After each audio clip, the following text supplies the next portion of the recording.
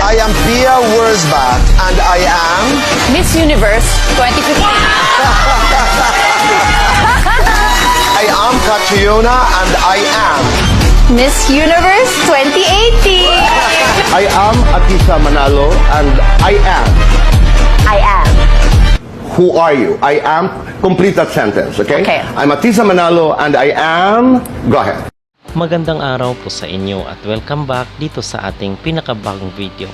Mga kapolitika, meron pong bagong issue dito sa social media na kung saan ay pinag-uusapan yung interview ni Atisa Manalo dito kay Tito Boy Abunda, itong fast talk na kung saan ay hindi agad na sagot ni Atisa itong pahayag ng I am. So ngayon ay umani ng samot-saring reaksyon dito sa social media na baka daw hindi masagot ni Atisa yung Q&A doon sa Miss Universe 2025.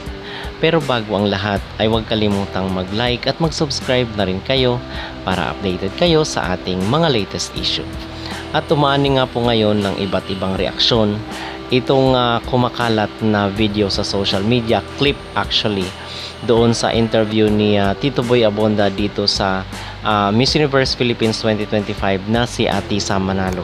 So umani nga po ng samot-saring reaksyon itong hindi pagkasagot ni Atisa sa pahayag ni Tito Boy Abunda sa kanyang programa na Fast Talk dito sa GMA. So this is just a clip and nadugtungan naman later on ni Atisa, pero dito kasi sa social media is nabigyan ng malis itong clip na pinost dito sa kanilang Facebook page. Please give her a chance. November pa ang MU, she can still prepare. Not because of that clip, nga na siya. Mga bashers gamit-gamit din ng real account, makapang-bash lang. Gagamit pa ng dami account. Remember, kapwa natin Pinoy ang binabash nyo. Support na lang please. Hindi biro ang gagawin niya to represent us in Thailand. Sus, kayo na maging Miss Universe. Puro na lang ganyan.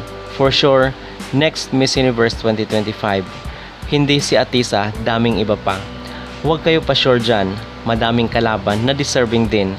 Hindi puro Philippines. Minsan naman, tumanggap kayo ng pagkatalo. Ganyan lang buhay ng mga beauty pageant. Minsan walang crown. Minsan meron. Thank you. At yun po ay isa lamang at ilan lamang dito sa mga naging comment ng mga netizens sa social media matapos na mabash nga itong si Atisa dahil kung si Eliana daw yung na-interview ni Tito Boy ay for sure daw nasagot niya ng maayos yung pahayag doon sa portion na yon. So it is clear, an indication na yung mga nambabash kay Atisa most probably ay mostly dito ay supporters ng ibang mga candidate.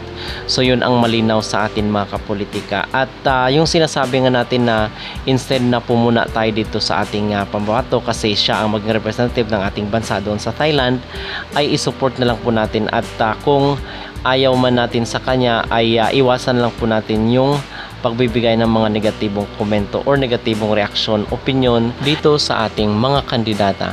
Malay natin 'di ba, hindi nanonood si Atisa ng mga ganitong programa, so ngayon niya lang napanood.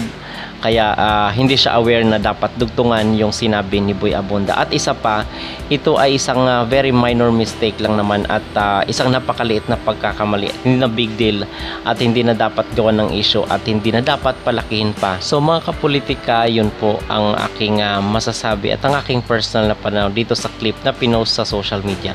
So siguro ang may dagdag ko lang din ay dapat na patapusin rin po ng mga nanonood yung kabuuan ng video kasi sometimes misleading pag-clip lang yung pinopost. At ano ang inyong maging reaksyon at ano ang inyong masasabi dito sa naging interview ni Atisa kay Boy Abunda na hindi niya alam paano dugtungan or hindi niya natapos yung pahayag dito sa kanilang interview na supposed to be ay isang sikat na portion dito sa Fast Talk with Boy Abunda. Mag-comment down below at huwag kalimutang mag-like at mag-subscribe na rin kayo para updated kayo sa ating mga latest issue.